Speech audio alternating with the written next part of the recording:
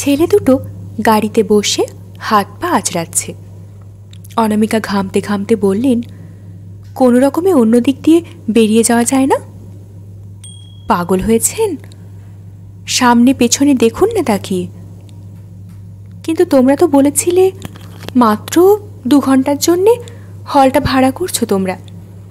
8:30টার মধ্যে শেষ করতেই হবে, পরে ওখানে অন্য ফাংশন আছে, হল ছেড়ে দিতে হবে। সে তো হবেই, দেরি করলে গলা ধাক্কা দিয়ে বার করে দেবে। আরে কি যে বলো! অনামিকা কষ্টের মধ্যেও হেসে ফেলেন। ছেলে দুটো উদাত্ত স্বরে বলে, আপনি জানেন না স্যার। সরি মাসিমা, ওরা কি লোক, সময় হয়ে গেলেই ফট করে আলো পাখা বন্ধ করে দেবে। তাহলে তো দেখছি তোমাদের অনুষ্ঠান আজ আর হবেই না। এখানেই তো 7:30 বাজল। ওদের দল তো দেখছি অফুরন্ত আস্তে আস্তে হেঁটে আসছে। ওরা চলে যাবে, তারপর সামনের ওই গাড়িগুলো পার হবে, তারপর আরও 3-4 মাইল। সব ভাবছি মাসিমা, মাথার মধ্যে আগুন জ্বলছে। আমরা যদি ঠিক এর আগেরটায় পার হয়ে যেতাম। পুলিনবাবুই এইভাবে ডোবালেন। পুলিনবাবু চিনবেন না? একটা ছেলে যেন কাঠে কাঠ ঠুকে কথা বলছে। আমাদের সাধারণ সম্পাদকের শালা। গাড়িটা দেবেন বলেছিলেন, তাই আর ট্যাক্সি ফ্যাক্সি করা হলো না। দিলেন একেবারে লাস্ট মোমেন্টে। ওদিকে মেয়র এসে বসে আছেন। অনামিকা মৃদু হেসে বলেন, তিনি কি আর সভানেত্রীর জন্য বসে থাকবেন? এতক্ষণে ভাষণ শেষ করে চলে গেছেন।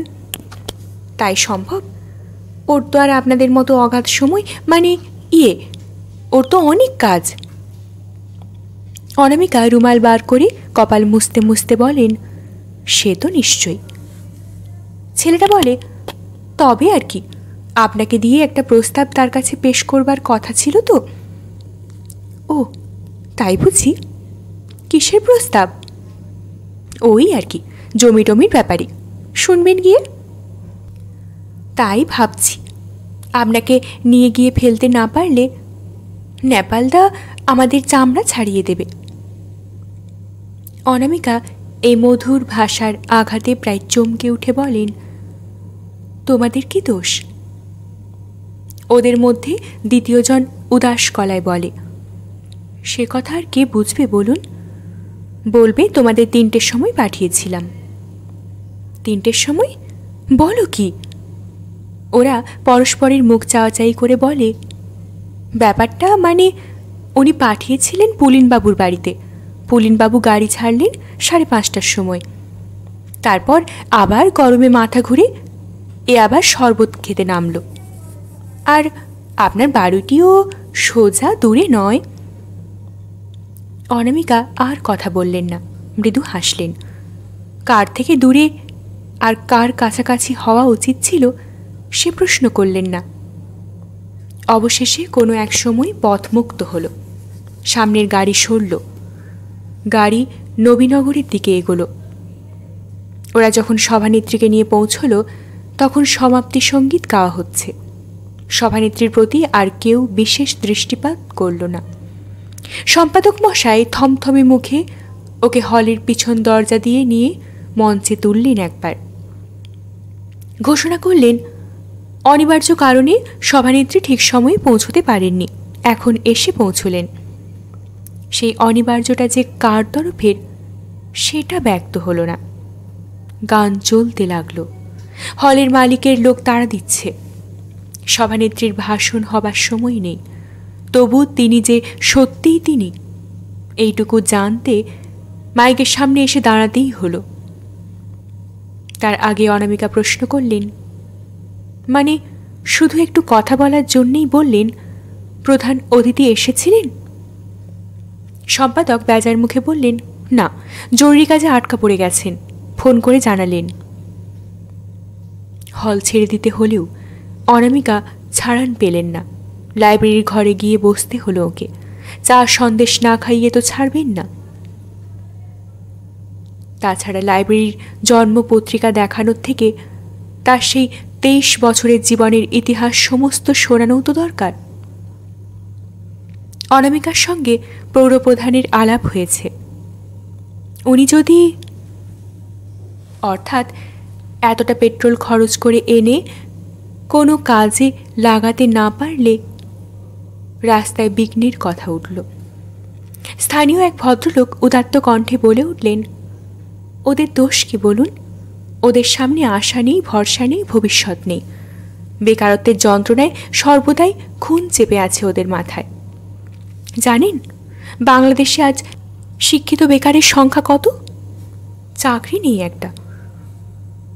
সাধারণত এ ধরনের কথায় তর্ক করেন না অনামিকা, করা সাজেও না। এ কথার প্রতিবাদ করা মানেই তো সহানুভূতিহীন অমানবিকতা। কিন্তু আজ বড় কষ্ট গেছে, বৃথা কষ্ট।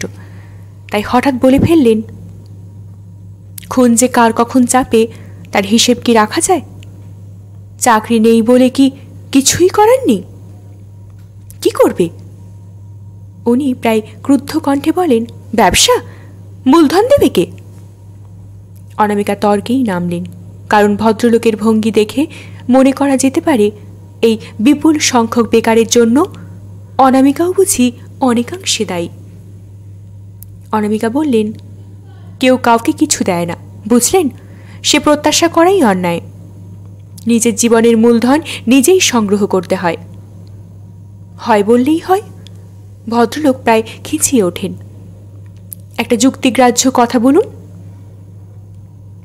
অনামিকা গম্ভীর হেসে বলেন, আমার কাছে একটাই যুক্তিগ্রাহ্য কথা আছে। আমাদের এই বাংলাদেশের অবাংলা প্রদেশ থেকে লক্ষ লক্ষ বেকার এসে হাজির হয়, বছরে কোটি কোটি টাকা উপার্জন করে।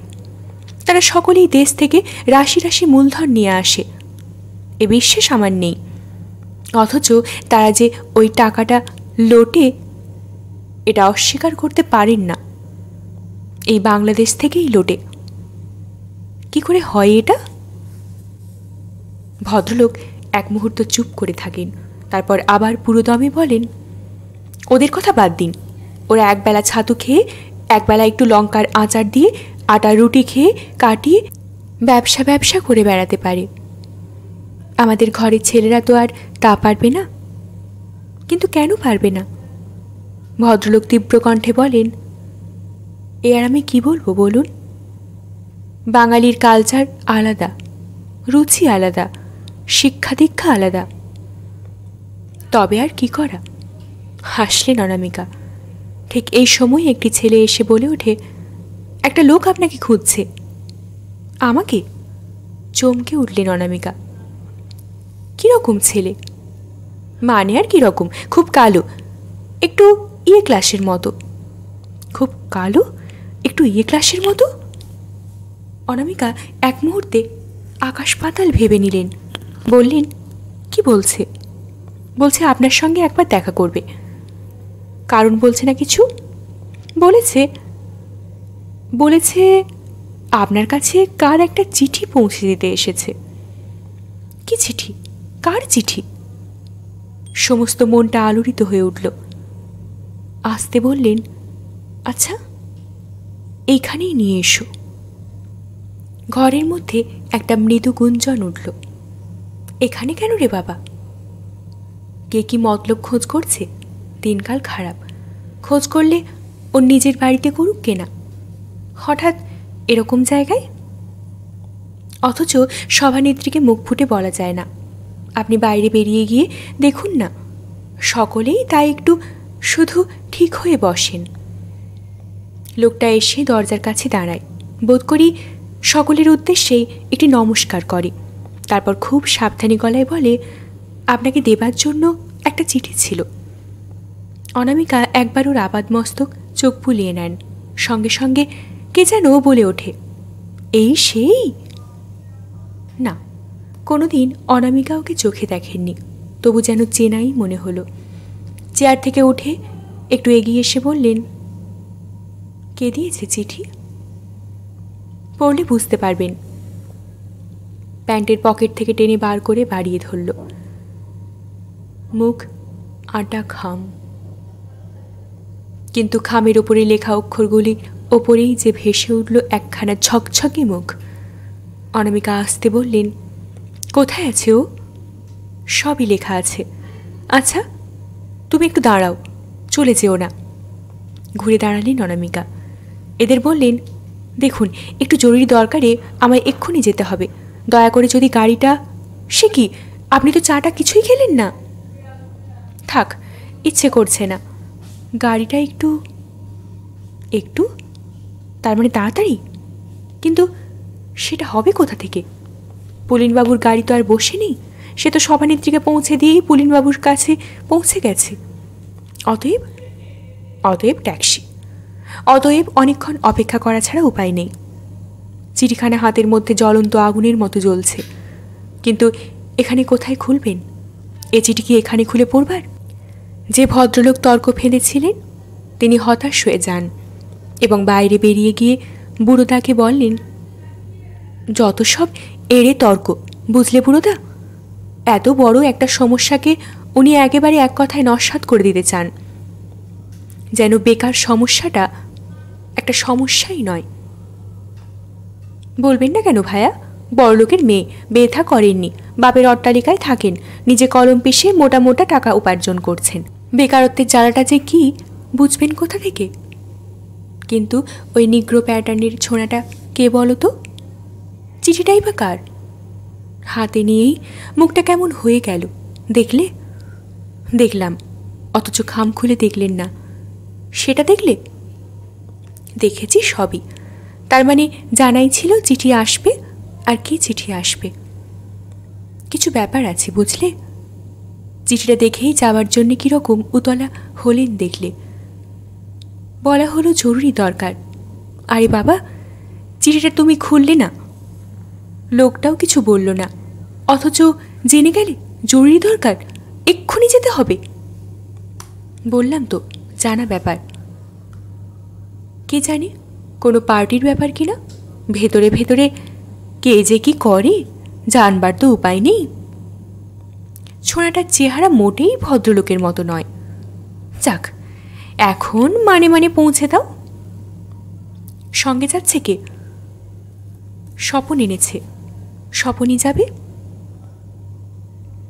ছোঁড়াটাকে তো দাঁড়াতে বললেন, যতদূর বুঝছি ওকেও সঙ্গে নেবেন। তবে তো মুশকিল, স্বপনকে সঙ্গে দেওয়াটা ঠিক হবে কি জানি? কোনো পার্টি ফার্টির... যতক্ষণ না ট্যাক্সি আসে চলতে থাকে গোপন বৈঠক, এবং নিশ্চিত বিশ্বাসে ঘোষণা হয় মহিলাটির ওপরেই আবরণ যাই থাক, কোনো পার্টির সঙ্গে যোগাযোগ অবশ্যই আছে। সন্দেহটা নিশ্চিত বিশ্বাসে পরিণত হলো যখন অনামিকা দেবী বললেন, গাড়িটা যখন ঘরের গাড়ি নয়, ট্যাক্সি, তখন আর এ ছেলেরা কষ্ট করে অতদূর যাবে কেন? ফিরতে অসুবিধে হবে। এই ছেলেটি আমার চেনা ছেলে, ওই দিকেই যাবে, ওর সঙ্গেই বরং... এরা গুঁড়ো অর্থপূর্ণ হাসি হাসলেন পরস্পরের দিকে তাকিয়ে। তারপর সবিনয়ে বললেন, সেটা কি ঠিক হবে? আমরা নিয়ে এলাম, তাতে কি? আমি তো নিজেই বলছি, চিন্তার কিছুই নেই। গাড়িতে উঠলেন। কাফরির মতো দেখতে ছেলেটাকে ডাকলেন, তুমি উঠে এসো।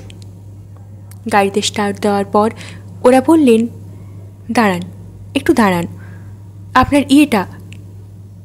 পকেটে হাত দিলেন। অনামিকা বললেন, ঠিক আছে ঠিক আছে। ওরা পকেটের হাত পকেট থেকে বার করে নিয়ে বললেন, না না, এ কি, আপনি নিজে কেন? গাড়ি চলার শব্দে ওদের কথা মিলিয়ে গেল। একটু সময় পার করে অনামিকা বললেন, তোমার নাম সত্যবান? সত্যবান মাথা নিচু করে বলল, হ্যাঁ। ওর সঙ্গে কোথায় দেখা হলো? সে তো অনেক কথা, একটুখানি কথায় বুঝিয়ে দাও না।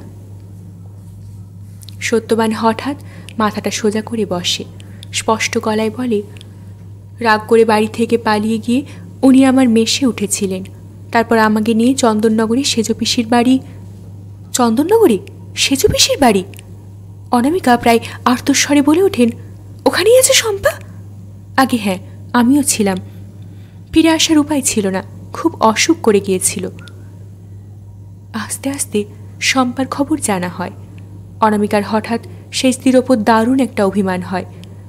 এত কষ্ট পাচ্ছিল বকুল, সেটা কি খেয়ালে আসা উচিত ছিল না সেই স্ত্রীর? মনের অগোচর কিছুই নেই। স্বয়ংবরা শম্পার পছন্দের খুব তারিফ করতে পারছিলেন না অনামিকা।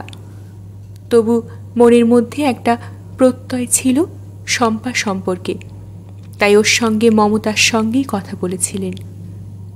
কি লিখেছে তুমি জানো?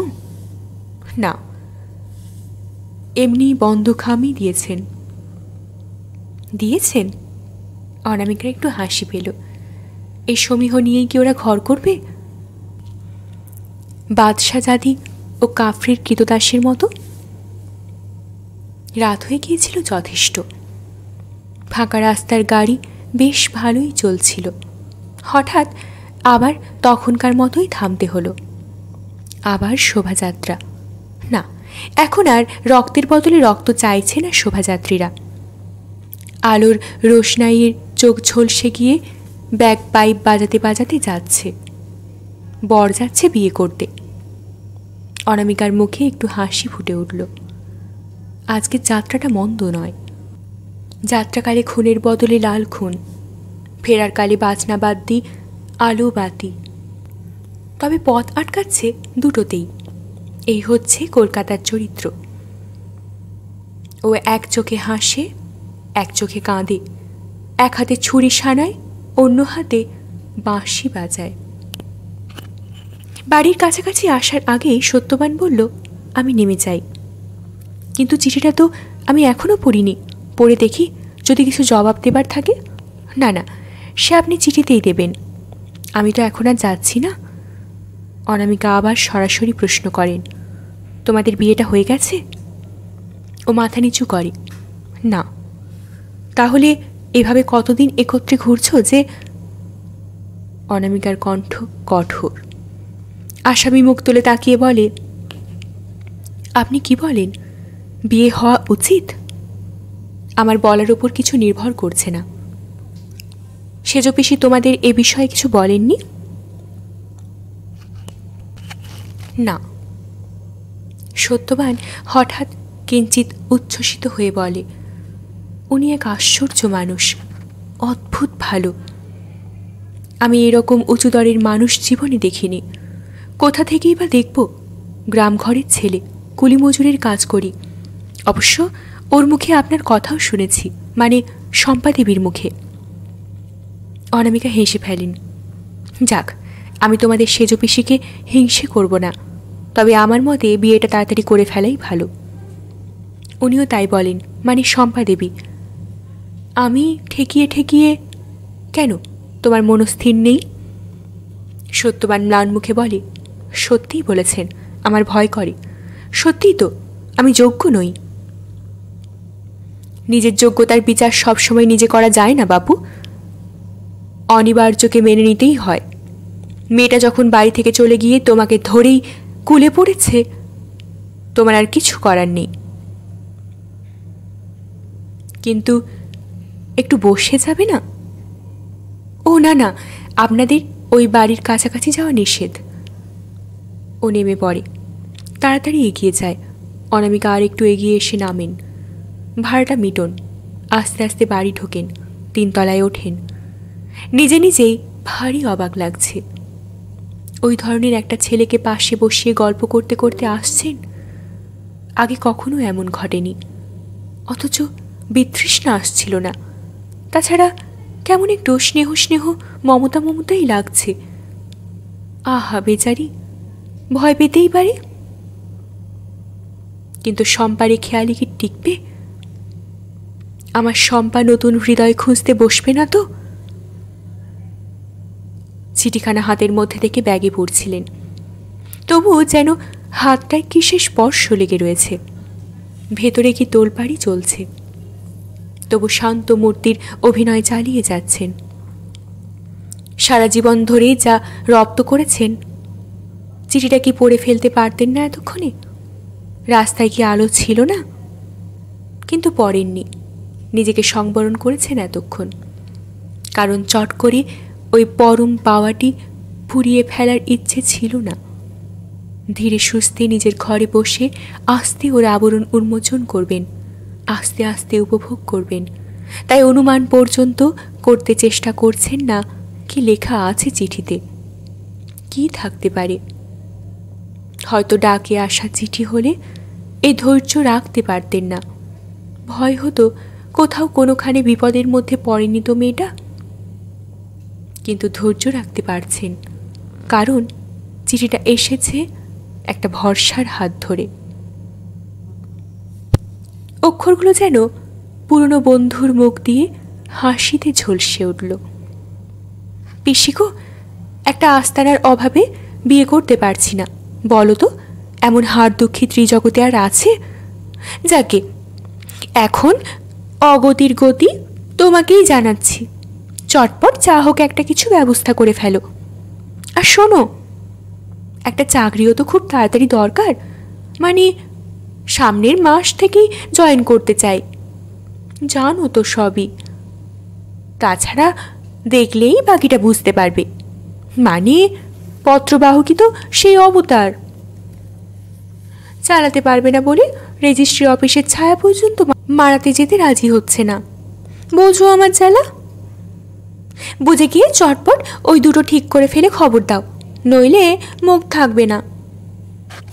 সেজ পিসির বাড়িতেই রয়েছি এ যাবৎ। বোঝো কীরকম বীরাঙ্গনা, বাপের ওপর তেজ দেখিয়ে বাপের বোনের বাড়িতে গিয়ে উঠলাম। আবার একা নয়, সবান্ধবে। পিসি তাকে খাইয়ে শুইয়ে ডাক্তার দেখিয়ে ওষুধপত্তি করিয়ে আবার চড়তে ছেড়ে দিয়েছে। কিন্তু ছাড়া গরু পাছে হারিয়ে যায়, তাই ভয়ে মরছি। তাড়াতাড়ি খোয়ারে পুড়ে ফেলাই দরকার। তাই ওই খোয়ারটাই আগে দেখো, বুঝলে? অবশ্যই সঙ্গে সঙ্গে চাকরিটাও নিজের স্বার্থেই করো বাবা, নচেত যতদিন না জুটবে তোমার ঘাড়ই তো ভাঙব। শাখা মৃগের মতো এ শাখা থেকে ও শাখা, এ পিসির ঘাড় থেকে ও পিসির ঘাড়ে। বলবে না তুমি অবশ্যই, তবে বলতে পারতে। বাড়ি ছেড়ে চলে যাবার সময় তো একবার বলেও গেলি না। আর ডুব মেরে বসে আছিস তো আছিসই। এখন কোন লজ্জায় এত জোর খাটাতে এলি? অন্য কেউ হলে বলতো নিঘাত, কিন্তু অন্য কেউ হলে কি জোরটা খাটাতে বসতাম? তুমি বলেই তাই। আচ্ছা পিসি, সেজ পিসি আর তুমি ঠাকুরদার এই দুটো মেয়ে পালিতা কন্যা টন্যা নয় তো? কুড়োনো টুড়োনো, নইলে ধমনীতে রাজ রক্তের চিহ্ন দেখি না কেন? যাক, দেখা হলে অনেক গল্প হবে। এখন দেখার জোগাড়টা যাতে হয় তাড়াতাড়ি করো। বাসাটা একটু বারান্দা যেন থাকে বাবু, আর পারো তো দুটো বেতের মোড়া কিনে রেখো। কি ভাবছো তো?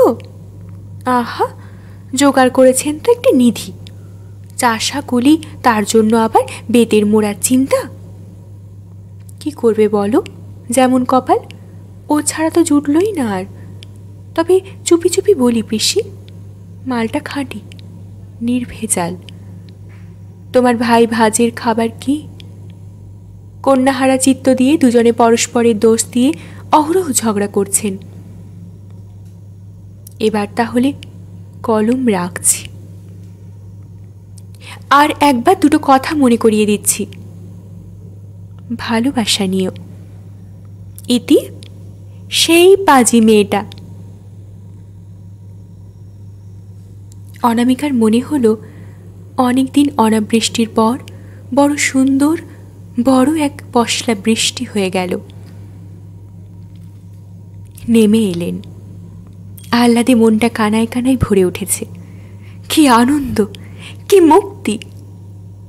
অবশ্যই এমন দুটি কাজের ভার দিয়ে বসেছে যা গন্ধমাধন তুল্য, তবু ভারী হালকা লাগছে। কিন্তু এখন কি করা যায়? ছোটদা ছোট বৌদিকে জানাবেন না? আহা, তাই কি উচিত? বেচারিরা কি অবস্থায় রয়েছে, তাছাড়া ছোটদার কাছে কথা দেওয়া আছে। খবর এলেই জানাবো। কথা দেওয়ার কথা আলাদা, তবে শম্পার মা বাপ খুব একটা খারাপ অবস্থায় নেই। যদিও খারাপের ভান করেছেন, আসলে কিন্তু মেয়ের খবর তারা অনেক দিনই পেয়েছেন। পারুলের ছেলে মোহনলাল জানিয়ে দিয়েছিল তার মামার বাড়িতে। মামাদের সঙ্গে 7 জন্মে যোগাযোগ নেই, তাতে কি? এরকম এমার্জেন্সি কেসে সেসব মান অভিমান রাখা চলে না। অবশ্য মামার বাড়িতে খবর দেবার উদ্দেশ্যটা ঠিক মামার দুশ্চিন্তা দূর করার জন্যে নয়। ভেবেছিল খবর পেলেই মামা মেয়েকে ঘাড় ধরে নিয়ে চলে আসবে, আর সেই অসভ্য বাঁদরটাকে পুলিশে ধরিয়ে দেবে। বুদ্ধিমান মামা সেদিক দিয়েই যায়নি। পারুলের কাছেই আছে, এরপর আর কি আছে?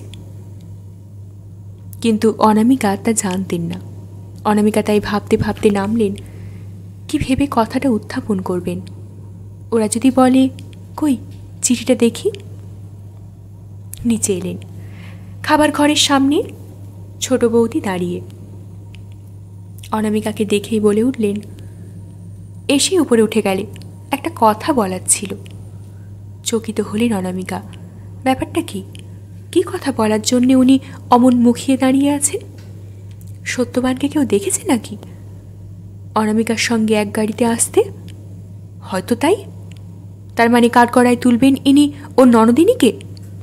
অনামিকা শান্ত হাসি হেসে বললেন, কি বলো? বৌদি বললেন, আচ্ছা এখন থাক, খেয়ে নাও আগে। বৌদির গলার সুরে যেন ঈষৎ করুণা, যেন যা বলবেন খাইয়ে দাইয়ে বলবেন, অর্থাৎ বক্তব্যটা অন্য ধরনের, কিংবা ফাঁসিই দেবেন। তাই তার আগে খেয়ে নেবার কি আছে? কি হয়েছে? হঠাৎ কি হলো? বললেন অনামিকা দাঁড়িয়ে পড়ে। কিন্তু কি হয়েছে কি হলো তা কি অনামিকার ধারণার ধারে ছিল? অথচ একেবারে না থাকারও কথা নয়। 80 বছর বয়স হয়েছিল সনৎ কাকার, কিন্তু সেটাই কি সান্ত্বনার শেষ কথা? বয়স হয়েছিল, অতএব পৃথিবীর ক্ষতির ইতিহাসের খাতায় তার নাম উঠবে না? তার চলে যাওয়ার দিকে উদাসীন দৃষ্টিতে তাকিয়ে থাকবে পৃথিবী? পৃথিবীর হিসেবে তাই বটে। তাই অনামিকার কানের মধ্যে একটা ঘর ঘর শব্দ যেন বলেই চলেছে, অবশ্যই দুঃখের কিছু নেই, বয়স হয়েছিল। বয়স হয়েছিল, অতএব তার আর পৃথিবীর কাছে কোনো পাওনা নেই। তার জন্যে যদি কোথাও কোনোখানি হাহাকার ওঠে, সেটা হাস্যকর অতিশয্য।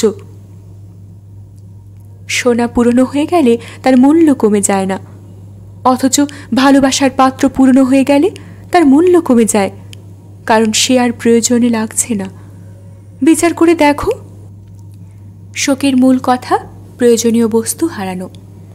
যে যত প্রয়োজনীয় তার জন্যে তত শোক। যে পৃথিবীর আর কোনো প্রয়োজনে লাগছে না, লাগবে না, তাকে অম্লান চিত্তে বিদায় দিয়ে বলো বয়স হয়েছিল। বলো মানুষ তো চিরদিনের নয়। আর যদি কিছুটা সৌজন্যের আবরণ দিতে চাও তো বলো মৃত্যু অমোঘ, মৃত্যু অবধারিত, মৃত্যু অনিবার্য। মৃত্যুর মতো সত্য আর কি আছে?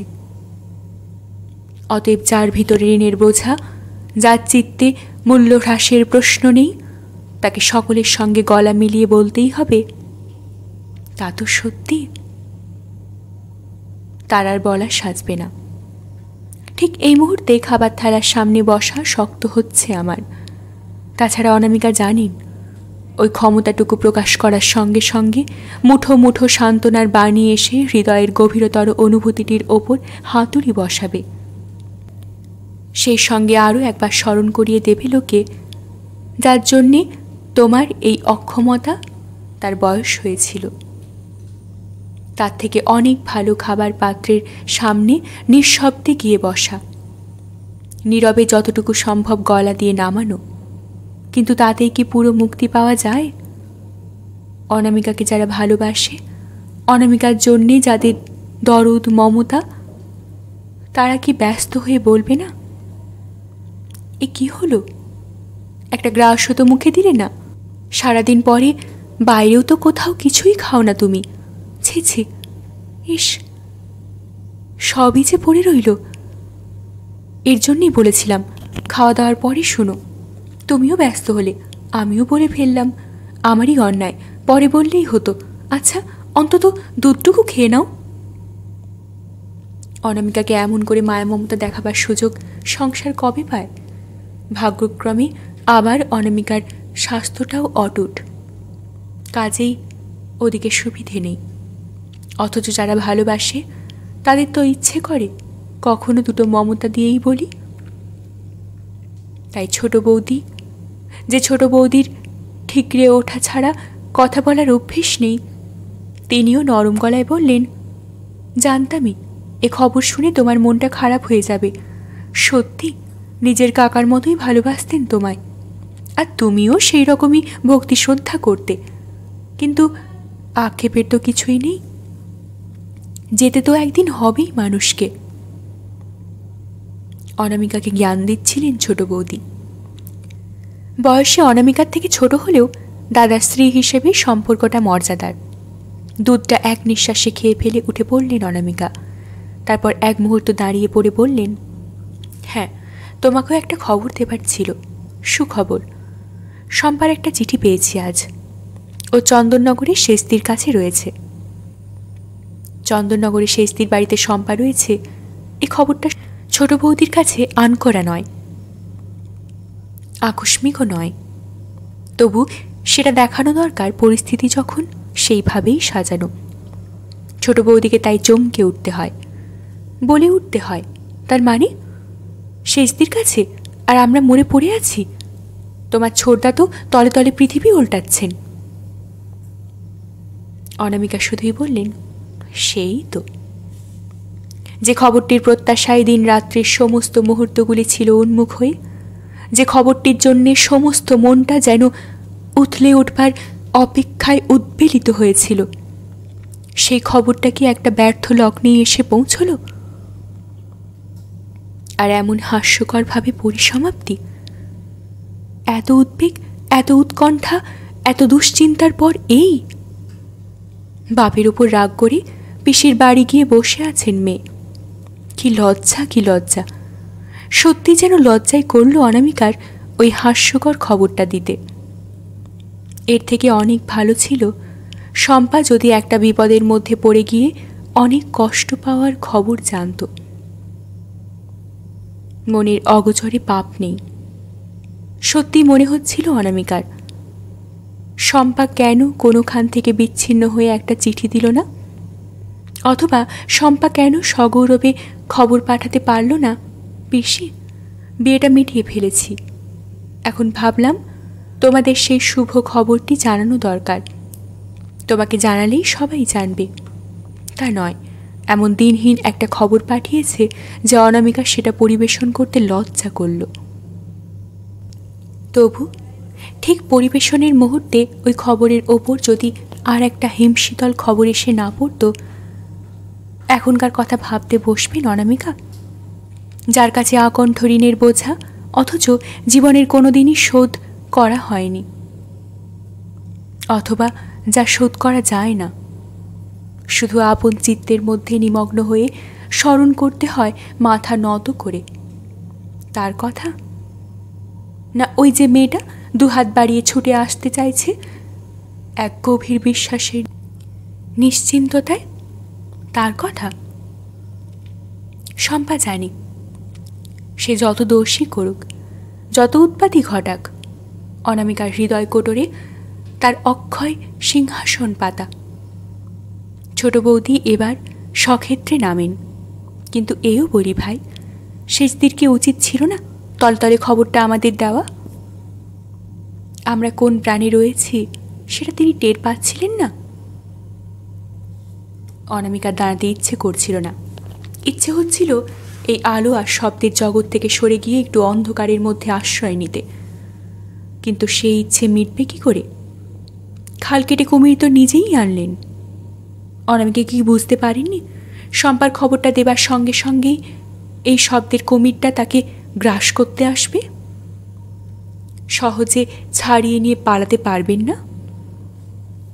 বুঝতে পেরেছিলেন বৈকি, হয়তো সেই জন্যে একটু ইতস্তত করেছিলেন, ভেবেছিলেন আপাতত ভুলে যাওয়ার ভান করলে কি হয়।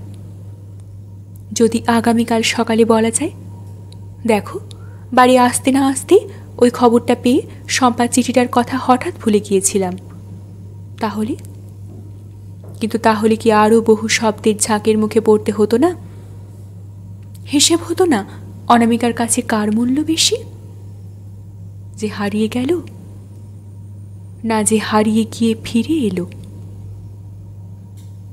ভবিষ্যতের সেই শব্দের ঝাঁকের ভয়ে অনামিকা ইতস্তত করেও এখনই খালটা কাটলেন। তাছাড়া মমতা বোধ কি কিছু কাজ করেনি? মনে হয়নি খবর পেয়ে বাঁচবে মানুষটা? কিন্তু বেঁচে গেলে কি বলতে যাবে মানুষ? অন্যের উচিত অনুচিত হিসেব নিতে বসবে না? অনামিকা নিষ্প্রাণ গলায় বলেন, খুবই ঠিক, বোধ হয় শম্পাটা খুব করে বারণ করে দিয়েছিল। বাহ, বেশ বললে ভাই। ছোট বৌদির ক্ষণপূর্বের মমতার বোধটুকুর আর পরিচয় পাওয়া যায় না। তিনি রীতিমতো ক্রুদ্ধ এবং ক্ষুব্ধ গলায় বলেন, তোমাদের বনে বনে এক অন্য বিধাতায় গড়া বাবা। ও যদি বারণ করেই থাকে, করবেই তো। যে মেয়ে বাপের ওপর তেজ করে বাড়ি ছাড়ে, সে আর খবর দিতে বারণ করবে না? কিন্তু সেটাই একটা ধর্তব্যের কথা হলো না, সেটা অনামিকাও মনে মনে স্বীকার না করে পারেন না। শেষদির ওপর দুরন্ত একটা অভিমানে তারও যেন মনটা কঠিন হয়ে উঠেছিল। তবু সার দেওয়ার একটা দায়িত্ব আছে, সেটা যেন গলা মিলিয়ে নিন্দে করবার মতো মনে হলো অনামিকার। তাই আস্তে বললেন, মেয়েটা তো বড্ড জবরদস্ত আলা কিনা? ছোট বৌদি এতক্ষণে নিজস্ব ভঙ্গিতে ঠিকরে উঠতে পান। বলে ওঠেন, বললে তুমি রাগ করবে ভাই? বাইরে তোমার কত নাম ডাক, কত মান্য সম্ভ্রম। তোমার বুদ্ধি নিয়ে কথা বলা আমার মতো মুখ্যর সাজে না। তবু না বলে পারছি না। পিসির আশকারাতেই মেয়ে অত দুর্ধর্ষ হয়েছে। যারা এখনও চ্যানেলটি সাবস্ক্রাইব করেননি তারা প্লিজ চ্যানেলটি সাবস্ক্রাইব করবেন। ভিডিওর নোটিফিকেশন তৎক্ষণাৎ পেতে অবশ্যই বেল আইকন প্রেস করে রাখবেন। আপনাদের মূল্যবান অভিমত কমেন্টের মাধ্যমে আমাকে অবশ্যই জানাবেন। আরও কী কী পাঠ শুনতে চান কমেন্টে জানাবেন। অবশ্যই সাবস্ক্রাইব করে আমায় উৎসাহিত করবেন, সাথে থাকবেন। ধন্যবাদ।